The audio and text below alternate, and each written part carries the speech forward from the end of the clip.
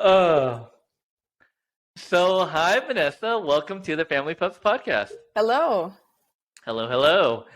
So to start, could you describe the journey that led you to develop your car reactivity webinar called Chaos in the Car? Was there a catalyzing event or series of events that led you to feeling like you had to spread the word about the specific behavioral issue? Yeah, so I found I was frequently getting asked about what to do with dogs who are reactive inside of vehicles. A lot of my content is geared towards dog reactivity, whether that's on walks or in the house. But my clients were really wondering, what happens when we're in the car and my dog is reacting? How do I deal with that? And it became really obvious to me that this is a problem that a lot of people were dealing with. And I wanted to create a quick, easily accessible and concise resource for these people to help them better understand what is going on with car reactivity, how to manage it, and how to start addressing it. Mm-hmm, mm-hmm. And is reactivity something that you work on pretty often, just in general? And this is just one kind of aspect of that for you? Yeah, so I've recently specialized in reactivity in the past couple of years because it is one of my favorite things to work on. I have a reactive dog myself, and I find that reactivity is a very, very common concern for dog guardians, and one that really can affect their quality of life and their dog's quality of life. So I specialize in reactivity, fear, and aggression now, so it makes up the majority of my days, and that makes me very happy. And, go ahead. I was going to say likewise too. It's just, reactivity for some reason has been just so commonly requested that yes, we have no choice but to embrace it. And the bonus is that it can actually be really fun to create change as well.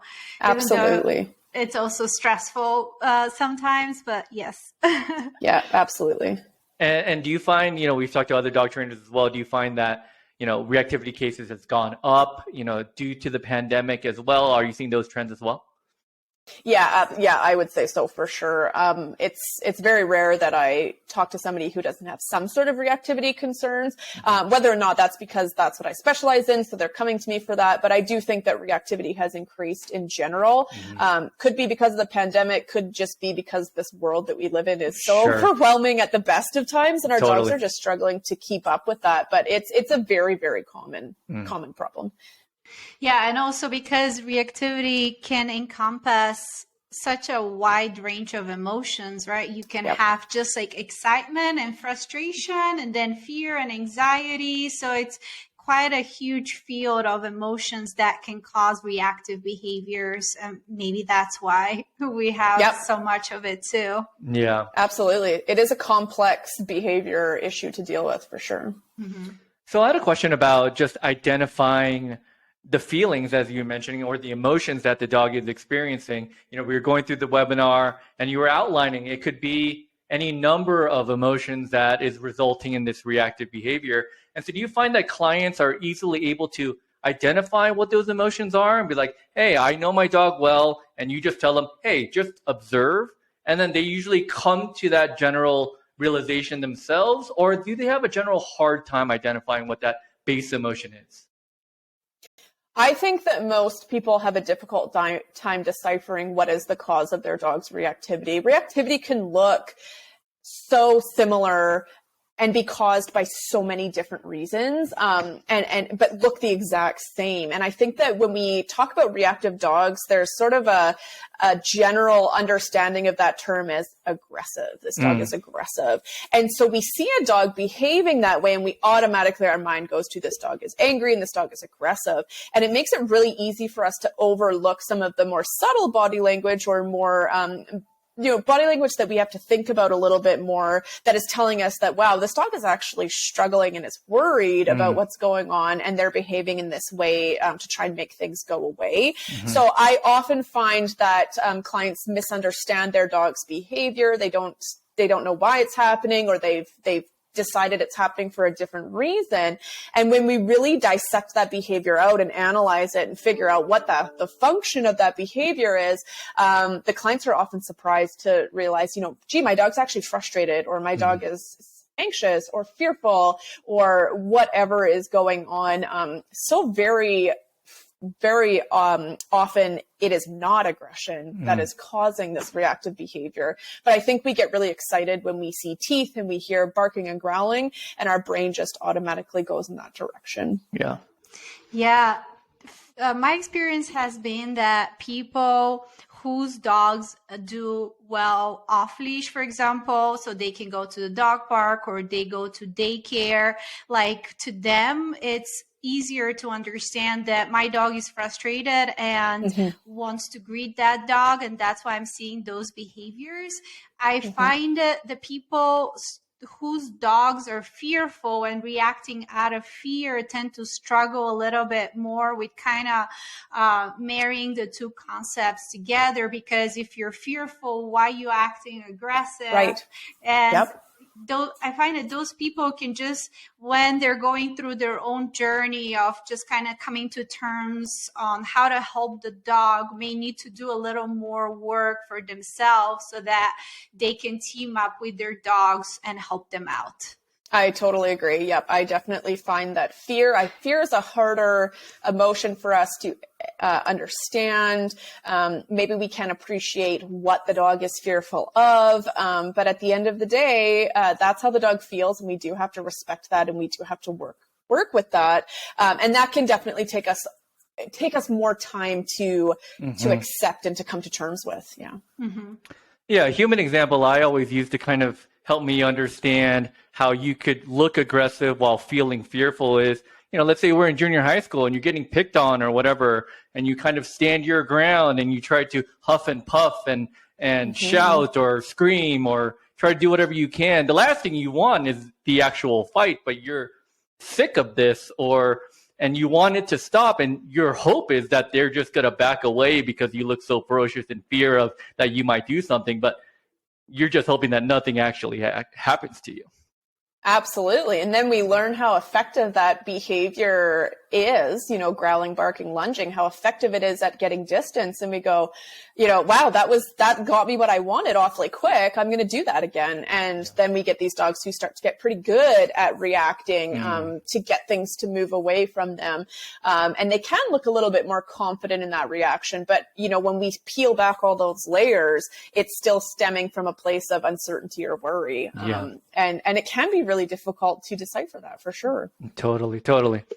So great. So before we dive into what car reactivity is, let's talk about what it isn't. So in your webinar, Chaos in the Car, you make it a point very early on to mention that car reactivity specifically refers to dogs reacting to things outside of the car. But what about dogs that exhibit anxious stress or fear-based behavior that stem from the car experience itself, such as the space of the car, the movement or speed of the car, the view of the environment from the car, etc.? Do you work on these types of cases as well with your clients? And if so, how different or similar are these types of cases in terms of how you would diagnose or work on the behavioral issues themselves? Yeah, so car anxiety or fear of the car are both behavior problems that I do work with, in addition to car reactivity or reactivity while in the car. Whenever we're looking at a dog's behavior, it's so important to determine why that behavior is happening or what the function of that behavior is. So what is my dog trying to accomplish when they do X, Y, or Z? And that would apply to reactivity when you're in the car or fear of being in the car.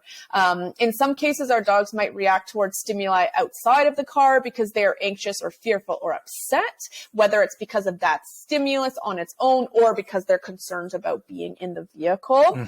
With dogs who are fearful of being in the car itself for whatever reason, I find that these dogs are a little bit less explosive than our dogs who are reactive to external triggers. So we might see more signs of avoidance. Their guardians might have trouble getting them into the vehicle. So the dog is balking or hesitating because, oh no, I don't want to go in there. I don't want to do that. And once inside the vehicle, they might express their anxiety by panting, whining, pacing, or sometimes the opposite, where they really withdraw into themselves and they might freeze or shut down. And that can be a really, really difficult body language to analyze, because to the untrained eye, that looks like a dog who's fine. So oftentimes my clients will say, well, he really hates getting in the car, but once he's in there, he's fine. And I always ask them, what does fine look like? Yeah. What does that look like to you? And when we start to analyze that a little bit more, tease out what's going on, we realize that the dog is really just trying to cope the best that they can. Dogs who are showing behaviors like this, so the avoidance or the hesitancy to get in the vehicle, or panting or drooling, especially in the vehicle, I really like to tease out whether or not there's a motion sickness component going on here, causing or adding to the dog's fear or worry of the vehicle experience. It's really unfair for us to point fingers at a dog's behavior when there's a health or unwellness component contributing to it. So I really like to make sure that's not a problem before we start to say, okay, now let's deal with the behaviors here and this general fear of the vehicle. With car reactivity or reactivity to those triggers outside of the car, that worry or fear is often because of the trigger itself, not because of the vehicle, but because of whatever else is going on outside of it. So we really need to focus on helping the dog feel differently or better about those specific triggers before we kind of add them back into the car environment or context. Oftentimes, dogs who are reactive when inside the car are also reactive to some extent to those same triggers outside of the car. So we're going to see that a bit more general in those dogs. Oh, so just to hear that again. So a lot of the times the triggers that they might be reacting to while on leash are very similar to the ones that they're going to react to in the car, or can they be separate? Yeah. They can definitely, there's no rule book here, right? And the dogs certainly aren't reading the rule books. But in my experience, most dogs who are reacting to, let's say, people from inside the vehicle, they're also dealing with some reactivity or some fear of those people in different contexts as well. Yeah. And so are a lot of these those two cases that I mentioned, whether it's fear of it being inside the car and reactive outside of the car, a lot of those cases are probably distinct and separate, right? You're not having a dog that is fearful inside of the car as well as reacting to things outside. Do you see those types of cases as well, or are they separate? They're usually separate. There definitely can be overlap. I think that, if we're upset about things going on outside of the car, we can start to create associations. I'm inside the car. I can't get away from all these scary things outside. So now I'm upset about the car. So I definitely think we can start to generalize that a little bit. But in my experience, they're usually one versus the other. So I'm either afraid of the car or I'm worried about what's going on outside. There's always exceptions to those cases, though. Yeah, and it's interesting that they make such associations, because if we were just dropped on an alien planet too, and we couldn't understand the language that was being spoken to us too, we're going to try to make as many associations as we could to kind of make the place feel safe for us too. Absolutely. As well. Yeah, it's you got to survive, and if you don't know if it's safe, then deem it dangerous until you figure out otherwise. Yeah. And our dogs are very good at making associations and very good at generalizing when we really don't want them to, unfortunately. Yeah. So they can come to their own conclusions pretty quickly. Yeah. Yeah. So great. So one of your greatest skills, when we absorbed your webinar, is your ability to break down dog training terminology into simple, relatable, and easy to understand terms. Sometimes, it could be just very esoteric to a lot of people, right? So could you describe in your own words what reactivity is, and also why you think it's a misnomer? Yeah, I really don't like the label reactive dog, but I find that most dog guardians can understand or relate to it. So for simplicity's sake, I will continue to use it. When I'm talking about a reactive dog, I'm really talking about a dog who is behaving in a way that is over the top given the current situation. So these dogs are actually better labeled as overreactive towards certain stimuli or certain triggers.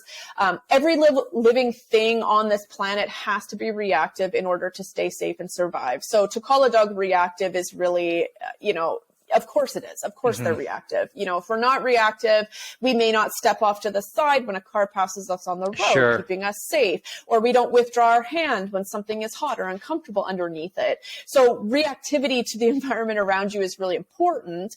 But with our reactive dogs, quote unquote, these dogs are taking things further than that. So they're reacting in a way that is bigger than necessary, or putting more energy into that reaction than might be deemed appropriate in that scenario.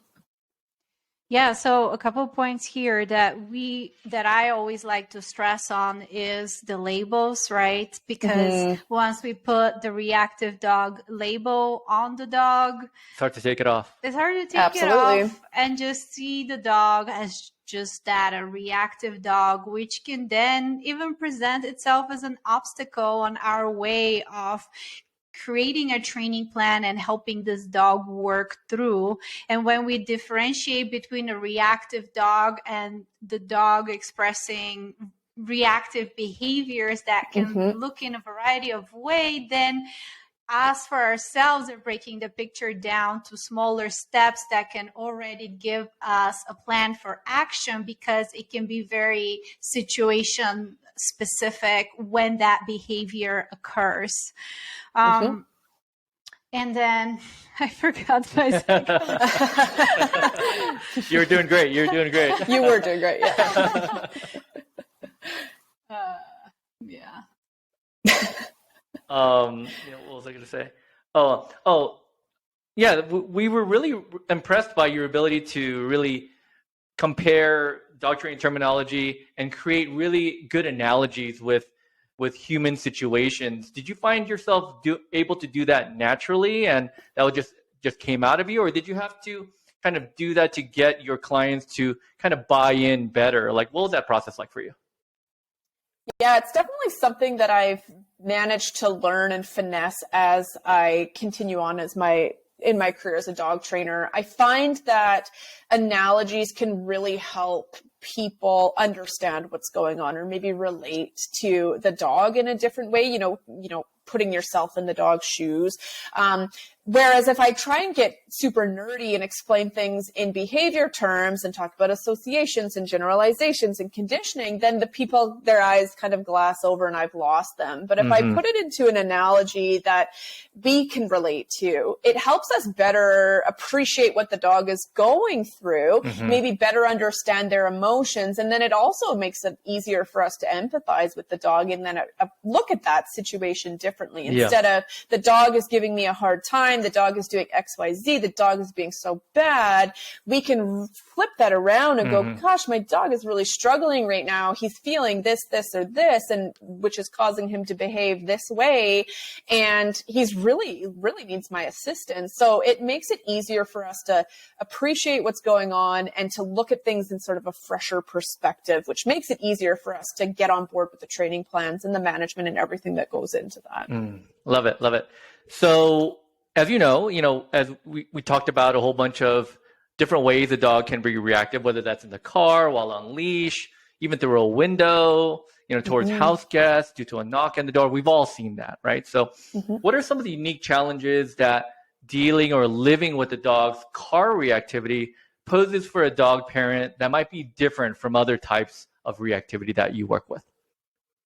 Yeah, I think one of the biggest challenges of having a dog who is reactive inside the vehicle is management for that dog. When we talk about management, I'm always talking about the reduction of the rehearsal of those unwanted behaviors. So how do we stop these problem behaviors from occurring?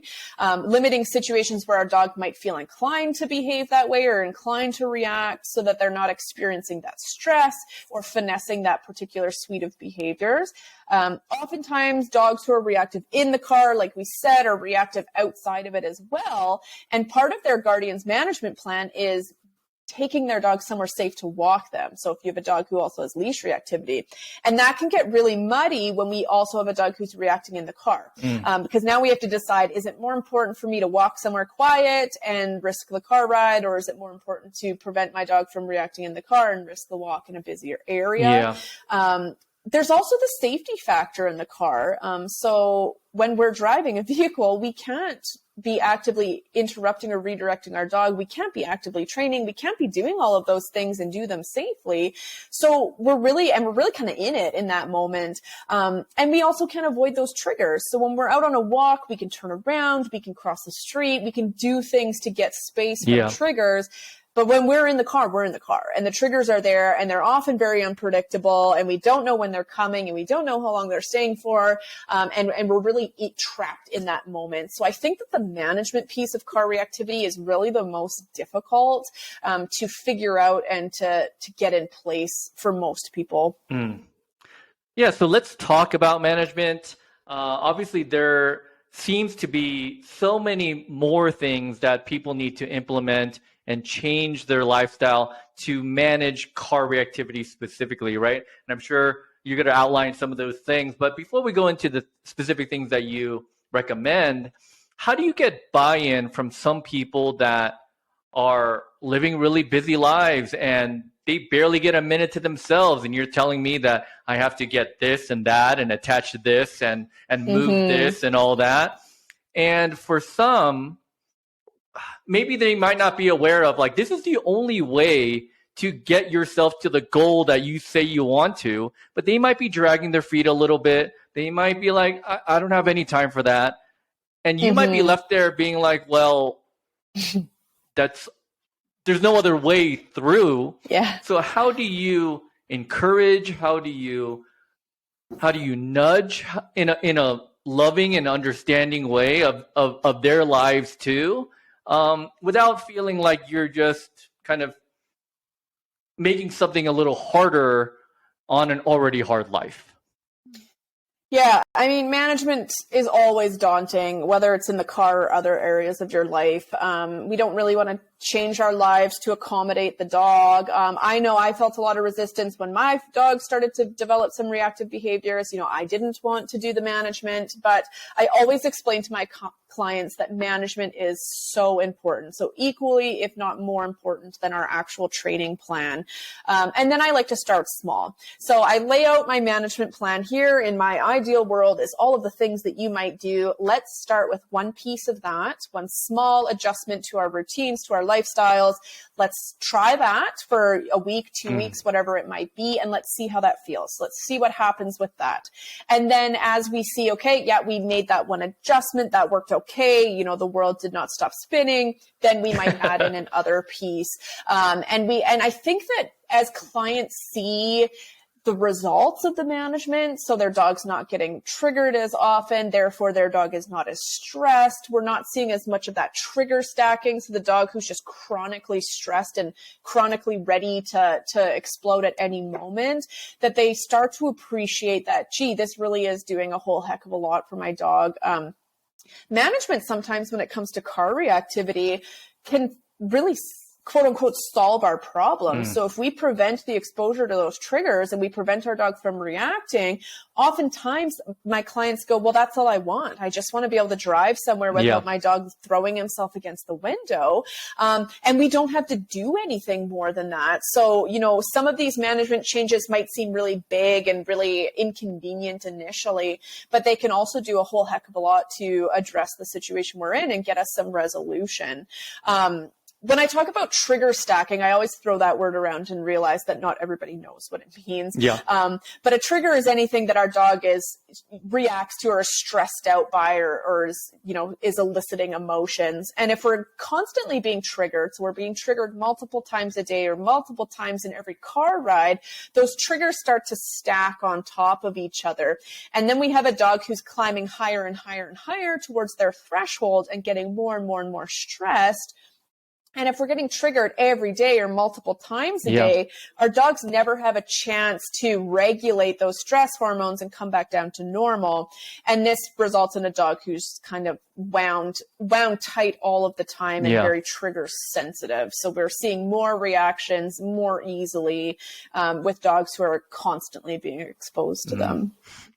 I think it's funny how aligned we are with things, because I started writing here, management can solve the whole problem. Yes, right. The next point that you went talking about talking about. And to us, when we were working on creating our reactive dog course, I don't think we came up with this term, but we like to think about it as reactivity loop, right? So you just constantly have a trigger stacking situation, or the dog has developed the expectation that sooner or later they're going to encounter a trigger and going to have a reaction.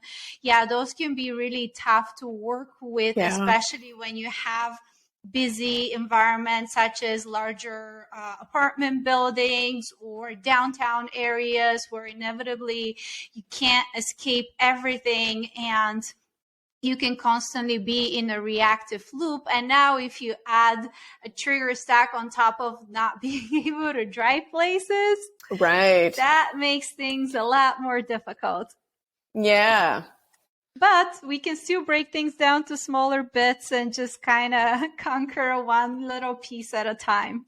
That's right. Progress is progress, no matter how small it is. And I always tell my clients, we just got to start somewhere. We just got to start, and we will break the cycle, but you got to trust me a little bit, because initially it seems like, we're not going anywhere. What are we doing here? Yeah. What do you mean? We're just avoiding the problem, which is another common thing I am told a lot. Yeah. But I really think once the client, when the client buys into that and they're like, all right, we'll do it your way, they really do realize that, this is absolutely beneficial, and this really is making a difference for everybody.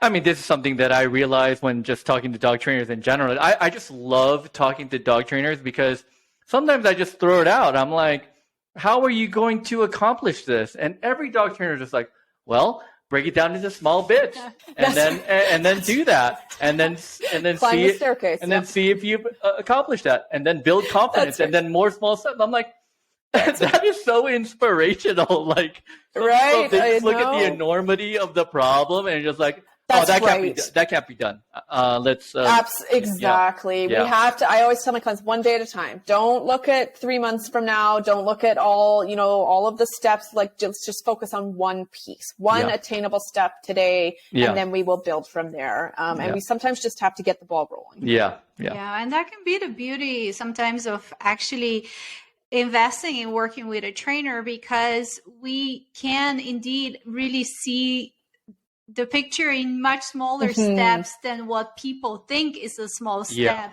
Or sometimes they may be skipping a step. For example, the most common one that I hear is that they let the dog look at the trigger and then they wait for the dog to look back at them to reward the dog. But what if the dog never thinks to look back at you once they've seen the trigger? And a lot of people are just stuck on this one small piece where they really want, they really want to reward the dog for the good thing, but I can't seem to get past that one item. Yep. Dog trainers are important. Dog trainers are important. You guys are doing good things in the world. Bravo to you all. All right, so let's talk management. So as you know, when a dog is reactive in the car, anything that will prevent them from practicing those behaviors is crucial to help them deal with the root cause of the issue. As such, what are the management tools or practices that you find yourself recommending most to clients that are dealing with car reactivity? Yeah, one of my favorite management setups in the vehicle is a crate, and I get a lot of resistance from this one. But I just find that this is one of the simplest solutions to the problem, because we're not only are we adding safety in, so now we don't have a dog who is able to interfere with the owner's driving, but we can also cover that crate and prevent that visual stimulation, which is oftentimes one of the biggest triggers for these dogs, is the sight of those whatever stimuli is outside of the vehicle.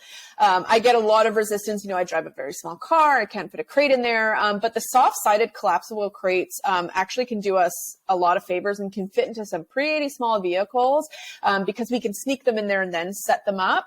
Now, they're not doing a whole heck of a lot in the form of protection in the event of a motor vehicle accident, but they can really be a great solution for this car reactivity. So my go-to is always, can we crate the dog? Is there room for a crate? Is the dog comfortable with a crate? Can we crate train? Because that alone can make a huge difference in management for sure. And quick question, how do we secure the crate in the back seat? What do you mean? Do we like put a belt over the crate just to make sure, like, if we stop suddenly, the crate doesn't move forward? Yeah, definitely don't want it sliding around because then that's just a projectile. So lots of people will use the safety, I don't know if they're called safety straps. This is such a husband question, to like secure the crate. I know that the soft-sided ones sometimes have little tabs that you can attach them to. Oftentimes, if I'm recommending soft-sided crates, it's to people in very, very small vehicles, and that crate ain't moving anyways because there's really no way for it to move. But those bigger vehicles where you do have more space to manipulate a crate, we definitely want it to be anchored somehow so it's not slipping and sliding and causing issues. And you have to be a bit creative with that for sure. Yep. And so what are some of these lifestyle changes that, as we just talked about earlier, that you recommend to, avoid some of these triggers that might not be stuff that they might purchase? So oftentimes I find that dogs who are reactive to, let's say, vehicles from inside the vehicle, so traffic around them, let's stick to the side roads. Let's stay off of those freeways, stay away from where the truck routes are going because those are going to be noisier vehicles that can be more upsetting. If we have a dog who's reactive to people, let's not drive downtown. Being really mindful of where you're going and what triggers might be present. Is a really great way to try and reduce their exposure to triggers from inside the car. What time of day are we driving? Do we have to be driving with the dog? That's another question. Is it critical that the dog is driving places, or can we avoid car rides for a little bit while we get some management in place or start some training? All of those things. I always tell my clients it's short-term pain, long-term gain. So it's not necessarily you can never take the dog on the freeway ever again, but let's stop right now while we get a handle on this and break that reactivity loop, like you mentioned, so that we can start fresh with our new plan in place.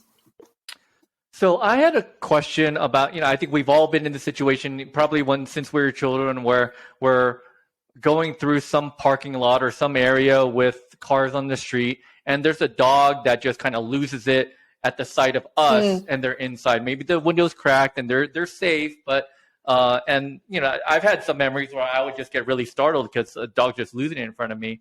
Are those dogs kind of also reactive when the dog's moving? Are there some dogs that are just kind of reacting when it's parked? I just had a general question about that. Yeah, some of my car reactive dogs are only reactive when they're parked, actually. So stoplights are a really big trigger for them. Interesting. Versus if they're so if they're going, the trigger, maybe because the duration of the trigger is shorter, so it's there, then it's gone because we've driven past it. But when we're stopped, then we have people, loitering across the crosswalks, and there's increased duration time of that exposure. So it can go either way. Some dogs are just reactive in general. Doesn't matter what's going on. I see a person and I'm upset about it. And some dogs can be very context specific about when they're upset about things. I think it really depends on the dog, and it really depends on, the function behind that reactivity as well. Yeah. So cool. So let's say management has gone well. You've reduced as much as you can to get them to practice that behavior. So let's talk training. So let's say your dog loses it in the car, and as you point out, whining, growling, barking, lunging, and biting at stimuli at the sight of any people nearby, let's say due to fear. Let's say that is their trigger, right? Taking into account they've done everything they can to manage the situation, as we just talked about, and make the lifestyle changes necessary. Could you take us through what your recommended training protocol would look like for a dog like this from, let's say, the first few sessions to, graduation? Yeah, if I've got a dog who's fearful of strangers, I'm really focused on that emotion, that fear. So in order for us to change this dog's behavior, we really need to address that fear, the underlying emotion, and we need to help them feel better. So not afraid of that person. So that is my ultimate goal of those training plans, is to help the dog be more confident and comfortable around those triggers. Oftentimes I will start these training plans nowhere near a vehicle. So not in the vehicle, not even beside the vehicle. And we just single out that trigger of the person. And we start at a distance where that dog is comfortable and confident. And I always tell my clients, the dog needs to be comfortable and confident and relaxed every step of the way, or we are doing something wrong. Yeah. So we're not throwing the dog in a situation where he goes, oh my gosh, there's a person. What do I do? What do I do? We're putting him in a situation where he goes, that might be a person way over there, but I'm not really worried about it. And we're starting there. Once I've got some foundation work with people in general. So people, I'm starting to feel better about them. People are predicting really good outcomes for me. I have a different skill set that's going on here. Then I might start to bring the problem context, the vehicle back into the situation. And I might start to do that training in a parked vehicle. So the person is still way far away. Usually I've recruited a helper for this so that I can control what they're doing. So it's not people moving about willy-nilly. I can tell them when to move. I can tell them how to move, how fast, and I start in a parked vehicle. And once we're getting comfortable there, then we're going to shift our way back to the problem context, to the actual driving of the vehicle. Now, when we're doing training in a vehicle that is not parked, we definitely need to be recruiting somebody to assist us with that. So we need somebody to be driving and somebody to be training, because we cannot sacrifice our safety to accomplish this. Sure. But once we've got some of that foundation work, so our dog's feeling better about the strangers, our dog's feeling comfortable watching strangers from a parked vehicle, it really starts to snowball in a good way forward, where the dog starts to generalize, okay, people show up, I actually know what to do now, I feel pretty good about that, and I'm no longer feeling compelled to scare them away because I don't really care that they're here anymore. So I really peel it back to that base, the fear of the strangers, before I build it back up to that problem context. Yeah. I so want to highlight 2 points of what you were saying, just to make sure that they really stick out, because oftentimes we can have almost like these two clashing ideas, because what the person is saying is, I don't care about anything else. I just need the barking and lunging and all these behaviors to stop. Where the mindset change and shift here is that we need to look at where those behaviors are coming from, and all we need to care about is addressing this feeling, this underlying emotion, because once we do so, all these other things are just naturally going to dissipate as well. Exactly. And we have to address the emotion to address the behavior first. And I always tell my clients, if we don't get rid of the fear, the dog is going to continue doing what it's doing, because it's doing it for a reason. And if that reason is no longer present, the dog doesn't need to react anymore. Yeah. And then the other idea of the training setups, and I think it's just, I feel like it's something that I just talk about all day, every day, because it does seem a little bit more of a foreign concept to actually like create that situation where you actually have someone come help you out, and you figured out distances, you figured out ways to create these scenarios. And this is where you start, instead of thinking about, let me just head out and I'm gonna, try to work with the dog, where we already may be a little more stressed, a little more reactive. We may not have paid attention to something, or have no control over how the situation is actually developing. So really highlighting that idea of training setups and all the difference that it can make to a case it is important. Very. And so when you are training with your clients, are there situations where like maybe you're driving the car and your client is in the back seat with the dog? How's that work? Excuse me. I mean, we've done it all. If we don't have a helper, I'm the helper. If we don't have a stranger, I'm the stranger. If we don't have a trainer, I'm the trainer. Like I've played all of the roles, and it really depends on what that client needs, what they feel comfortable with. So, sometimes a client really wants me to get things started for them, and they want to observe for a bit before they feel comfortable holding the reins, and that's totally fine. But I've done it all. I've paced so many parking lots and sidewalks. It's not even funny. I'm sure people think there's something wrong with me. But we need to have control over that environment to help set our dogs up for success. And that is my job as the trainer, is to ensure that dog is set up for success. That dog is under a threshold and is comfortable. And if we have dogs who are losing their marbles in a training session, that is on me, because it is up to me to prevent that from happening. And we are not accomplishing anything by throwing a dog in the deep end and asking them to figure out how to swim. So, any position I need to be in is what we do during those sessions. Yeah. Well, and that can be such a differentiating point when it comes to us showcasing our work as dog trainers, even when it comes to social media, because different camps of training always make a point to show dogs who are losing it, where for us it's like this is the hardest thing to look at and we can't be just recording. We need to jump into training.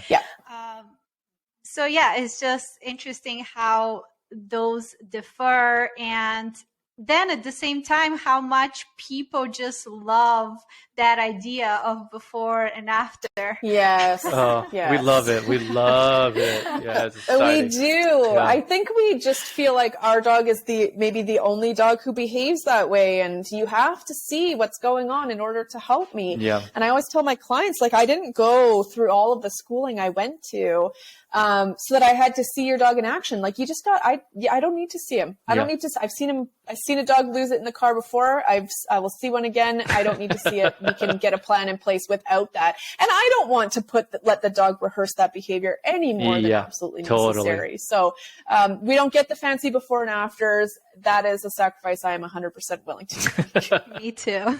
No, I totally understand about, I played the stranger many times, and there have been instances where I'm like knocking at the door because the dog is reacting to the door knock. And I'm looking around, I'm like, do people think I'm trying to like rob this place? That's right. Like, I know.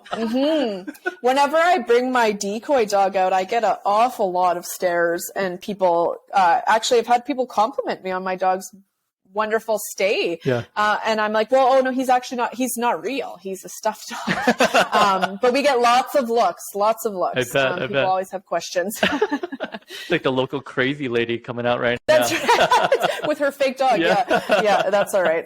Whatever it takes. That's exactly it. Yeah. Well, I have a, I guess, semi-interesting question for the group. Has your insight into reactivity, into behavior, has that spilled over into your own life, into things that you might be reactive about? And have you used some of those techniques on yourself? Take me through some of that if that's relevant. I think for me, the more I've learned about reactive dogs, I really think that what's hit home for me is trigger stacking, or that reactivity loop. And being able to identify when myself am in that reactivity loop, and having strategies to pull myself out of it. So we always talk about with our reactive dogs, decompression. My dog had a bad day. How do I help him come back down from that and get back to baseline? And I think that is something that I've managed to pull from my training side of myself and bring it into my own life, is addressing trigger stacking, recognizing trigger stacking, and being able to pull myself out of that loop. Same with my kids too. I've got 2 kids, and identifying them when they're starting to get trigger stacked, and realizing that, that outburst of behavior that's coming as a result of that trigger stacking is not my child being defiant or malicious or whatever label you want to throw on them. That's my kid saying, I cannot handle anymore. And then that allows me to approach that in an entirely different way than I would if I labeled my kid as stubborn in that moment. So that to me has been a game changer for sure. Well, my thing is that sometimes when I get, let's say, triggered in some way, and I'm feeling in a certain way, but maybe I'm not very aware of what exactly am I feeling. My most recent exercises were, okay, I'm just a little off, like what's going on. And then I would just like sit down and write out like my thoughts, what the situation is. And just once I start writing down, it really helps me pinpoint a certain trigger or a certain feeling and a certain narrative that comes as a result of those experiences. And then that helps me then recognize whether that's the reality or just something I've made up in my mind, or or if it's a narrative that actually serves me and my well-being, or if it's just like the mean girl speaking in my head and whether I want to listen to her or not. And that has just helped me bring some awareness to where my emotions and reactions are coming from. Yeah, I love that. Yeah, and if I could relate too, I mean, I do a lot of hot yoga. I've also recently done an ice bath, and I realized that my mind might be telling me, hey, it's too hot. Let's get the hell out of here. Or it's too cold. Let's get out of here. But then I realized that voice is not me, that there's something above that voice that could choose to accept what that voice is telling me. Or I could just be like, thanks for your input, but I'm in charge here, and I'm going to do what I think is best for the group and make that decision. But I think for a long time, I'm like, if I'm feeling this, it needs to be said, it needs to be told, it needs to be experienced, because that's who I am. But noticing that distance was a big revelation for me. Yeah, very, very cool. Yeah. I mean, that's what we do with training reactive dogs too, because they have been so conditioned to see that trigger and have that instant emotional response. When we're doing our counter conditioning exercises and teaching them alternative behaviors, we want to create this space between when they see the trigger and the reaction that they're actually having, to a space to let's check in, let's breathe, let's sniff something, let's do something else, and just start to help them cope better in those same situations with some other tools that now we've added to their toolbox. Yeah. Instead of that knee-jerk reaction, let's stop and think just for, even a split second. Let's think. And I really liked when my reactive dogs start to check in with their owners, is like to have a conversation. So let's communicate about what's up there first before we just blindly react to it. And I think that that's one of the coolest moments in the reactive dog journey, is when the dog sees something that it previously would have exploded at, and it stops and it checks in with the owner to go, what are we going to do? And I think that's one of the coolest moments for those guardians too, is to go, wow, we're on board. We are in this together. We're communicating, and now I can tell my dog, okay, we're going to turn around, or we're going to go do a sniff, or we're actually okay, we're going to pass, or whatever it might be. But to have your dog look back to you for support and know that you're there watching their back is, it's priceless. Huge. Yeah.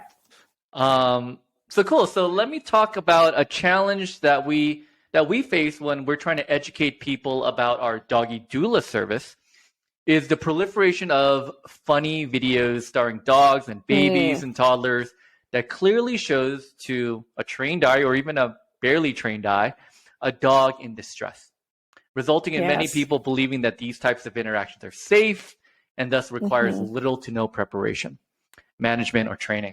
So similarly, when you see videos of dogs poking their head out the window as they try to bite cars of oncoming traffic individually, like they're literally trying to bite it, do you see a dog in distress or having a hard time, while many of us included, unknowingly find these videos funny or hilarious? Mm-hmm. It's interesting, actually. My kids have just discovered America's Funniest Home Videos, and they love America's Funniest Home Videos, and they love when the animal section comes on. And I physically cannot watch America's Funniest Home Videos anymore for the exact same reason, because oftentimes it is a dog who is upset, who is trying to tell you to stop, please go away, don't do that, and we're putting, we're laughing and we're putting it on TV, and it's hilarious.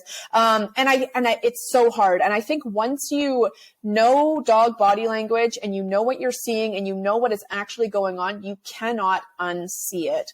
And I think that's one of the biggest problem with those videos, is that people don't realize what is going on in those videos, or we've downplayed it, or we've, put a spin on it. So we've just discredited the dog's emotions and the dog's emotional welfare in that video. So body language is something that every client I work with has talked to about. I have a couple of my favorite resources that I recommend to everybody. One of them is the book Doggy Language by Lily Chin. I really love that book for families because it's all illustrations, and I find that kids can really get into that, and kids are much better at reading body language than most adults. And then there's also a really cool body language course that Bravo Dog Training has put out that's very affordable. And I recommend almost every single client I see to go watch that, because I do not think we can learn enough about dog body language, myself included. I am always learning. And once we know what the dog is saying with those subtle signs and shifts and lip flicks and all of those things, it can really change how we perceive those moments in those videos. And we go, gee, that's actually really not okay. And the internet is full of those videos. Yeah. And it's exhausting. Yeah. And I guess an add-on will be to, when we're, let's say, doing a training session, or when we're wanting to just keep an eye on how our dogs are doing with some of the more subtle body signals, we may need to actually record ourselves with the dog and then go back to look at it later. Because even the other day, I was doing this presentation on dog body language, and people expressed that the lip licking was something that was unusual for them to hear as a sign of stress. And then I was showcasing how to pet the dog later on with a couple of dogs that were there. And I didn't see that at the time, but when I looked back at the video and I started petting gently the one dog, I saw a few lip licks, which I couldn't see from that point of view. And I was like, oh my gosh, this dog was uncomfortable. And I petted her and she did the lip licking, but nobody could see at that time. So sometimes there is a lot of subtlety. So unless someone else is helping us watch, or we're recording, we may not even be able to detect those. Video playback is so beneficial. I mean, not even just for body language, but evaluating our training, our timing, our mechanics. As all of my certifications I've achieved, all of my training was recorded. I have, hours and hours and hours of video, and watching it back still to this day is very beneficial to review, gee, I missed that moment, or I was a little bit sloppy there, or I didn't realize my hand was doing that, or very interesting that my dog's tail lifts ever so slightly before he lunges. I am constantly narrating body language to my clients so that they start to pick up on it. And it's really cool to see as we progress through our training packages together, my client goes, well, I noticed that his left ear stands erect just prior to this happening. And they're picking up on all of those subtle signs that they thought weren't happening before, that are giving them a lot of valuable information. So video review is amazing. The more dogs we can observe, I've sat at the dog park before and just watched dogs to get an opportunity to observe body language. It's so valuable, and I'm constantly learning more and more about it. Yeah, this just makes me think about human body language, right? Because we've had so many hours upon hours to study other people's little movements to indicate this or that emotion. And there's even some mental ailments where they're incapable of reading certain body language, right? And it just reminds me that, in this increasingly digital world where we're interacting without seeing people, we're missing a lot of the information. Like a good example might be, if you see someone kind of scratching their neck, it's easy to be like, oh, he's itchy behind the neck. But we've seen enough video, or we've seen enough live interaction where, oh, that guy is nervous. Right. Or the hair fiddling. Yeah, but to someone that, let's say an alien came down to Earth, they might be like, they're obviously just itchy behind their neck. It's like, well, it's way more than that. But we had to learn all of that over so many years. Yeah, absolutely. Yeah. And we don't have as many hours, as much opportunity, or as much time observing dogs. And dogs' body language is so complex and can be so minute sometimes that it really can be difficult to interpret and really easy to miss sometimes. So the more we learn, the bigger picture we're going to have of what the dog is actually telling us. Yeah. Well, amazing. It looks like we're coming up on time, Vanessa. We really enjoyed this chat with you, but I just really want to open up the floor to you. How can people connect with you? How can people, purchase some of the webinars that you have on offer? Yeah, so the easiest way to find me is on Instagram. My handle is sitpretty.training. You can also check out my website. All my webinars are on there. The website is www.sit-pretty.ca. And you can message me from my website or from Instagram. I'm always happy to connect with people on either platform, answer questions, just introduce yourself. Sometimes it's just nice to say, hey, I'm a reactive dog owner too, and I can relate to you, because I think it's really important that we have a support system.